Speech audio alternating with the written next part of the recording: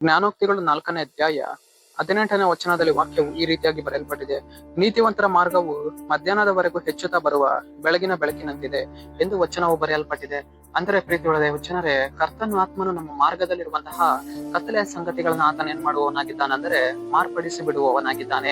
ಇವತ್ತು ನಮ್ಮ ಮಾರ್ಗಗಳು ಇವತ್ತೇನಾಗಿವೆ, ಮಧ್ಯಾಹ್ನದವರೆಗೂ ಹೆಚ್ಚುತ್ತಾ ಬರುವಂತಹ ಬೆಳಕಿನ ಹಾಗೆ ಇದೆ ಎಂದು ಆತನು ನಮ್ಮೊಟ್ಟಿಗೆ ಮಾತನಾಡುವವನಾಗಿದ್ದಾನೆ.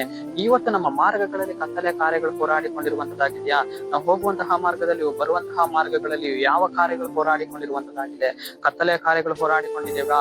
ಒಂದು ಹಿಂಸೆಯ ಕಾರ್ಯಗಳು ಹೋರಾಡಿಕೊಂಡಿವೆಯಾ? ಸಾಲದ ಕಾರ್ಯಗಳು ಹೋರಾಡಿಕೊಂಡಿವೆಯಾ? ಆ ಎಲ್ಲಾ ಕಾರ್ಯಗಳನ್ನ ಕರ್ತನಿಗೆ ಒಪ್ಪಿಸಿಕೊಡುವಾಗ ಕರ್ತನ ಅವುಗಳನ್ನ ಏನ್ ಮಾಡುವವನಾಗಿದ್ದಾನೆ, ಮಾರ್ಪಡಿಸುವವನಾಗಿದ್ದಾನೆ. ನಾವು ಹೋಗುವಂತಹ ಮಾರ್ಗಗಳನ್ನ, ಬರುವಂತಹ ಮಾರ್ಗಗಳನ್ನ, ನಮ್ಮ ಕುಟುಂಬದ ಜೀವಿತವನ್ನ, ನಮ್ಮ ವೈಯಕ್ತಿಕ ಕಾರ್ಯಗಳನ್ನ, ನಮ್ಮ ಕೆಲಸದ ಕಾರ್ಯಗಳನ್ನ, ನಮ್ಮ ಸೇವೆ ಕಾರ್ಯಗಳನ್ನ, ನಮ್ಮ ವಿದ್ಯಾಭ್ಯಾಸದ ಕಾರ್ಯಗಳನ್ನ ನಾವು ಕರ್ತನಿಗೆ ಯಾವಾಗ ಒಪ್ಪಿಸಿಕೊಡುವವರಾಗಿದ್ದೇವೋ ಆ ಮಾರ್ಗಗಳಲ್ಲಿ ಕರ್ತನು ಬೆಳಗಿನ ಬೆಳಕನ್ನ ಕೊಂಡು ಬರುವವನಾಗಿದ್ದಾನೆ. ಮಧ್ಯಾಹ್ನದವರೆಗೂ ಅಭಿವೃದ್ಧಿಯಾಗಿ ಬರುವಂತಹ ಬೆಳಕನ್ನ ನಮ್ಮ ಜೀವಿತದಲ್ಲಿ ಕೊಂಡು ಬರುವವನಾಗಿದ್ದಾನೆ.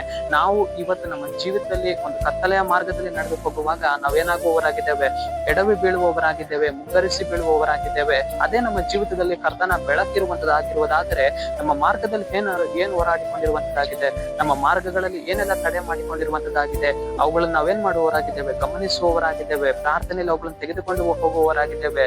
ದೇವರೇ, ನನ್ನ ಮಾರ್ಗಗಳಲ್ಲಿ ನಿನ್ನ ಬೆಳಕನ್ನು ಮತ್ತು ಕ್ರಿಯೆ ಮಾಡಬೇಕು ಸ್ವಾಮಿ, ನನ್ನ ಮಾರ್ಗದಲ್ಲಿರುವ ಕತ್ತಲನ್ನು ಪರಿಹರಿಸು ಸ್ವಾಮಿ ಅಂತ ಹೇಳುವಾಗ ಕರ್ತನಾತ್ಮನು ನಮ್ಮ ಮೇಲೆ ಏನ್ ಮಾಡುವವನಾಗಿದ್ದಾನೆ, ಒಂದು ಬೆಳಕನ್ನ ಕೊಂಡು ಬರುವವನಾಗಿದ್ದಾನೆ, ತನ್ನ ಮಹಿಮೆಯನ್ನ ಕೊಂಡು ಬರುವವನಾಗಿದ್ದಾನೆ, ತನ್ನ ಅಭಿಷೇಕವನ್ನ ಕೊಂಡು ಬರುವವನಾಗಿದ್ದಾನೆ. ನಮ್ಮ ಮಾರ್ಗಗಳಲ್ಲಿರುವ ತಡೆಗಳನ್ನ ನೀಗಿಸಿ ಕರ್ತನ ನಮ್ಗೆ ಸಹಾಯ ಮಾಡುವವನಾಗಿದ್ದಾನೆ. ಸರಿ, ನಾವು ಪ್ರಾರ್ಥಿಸಿಕೊಳ್ಳೋಣ. ಅಪ್ಪ ಕರ್ತನೆ, ನಿಮ್ಗೆ ಸ್ತೋತ್ರ ಸ್ವಾಮಿ.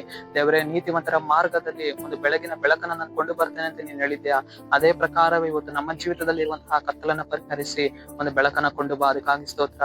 ನಜರೇತಿನ ಯೇಸುವಿನ ನಾಮದಲ್ಲಿ ಕರ್ತನೆ, ಆಮೆನ್, ಆಮೆನ್.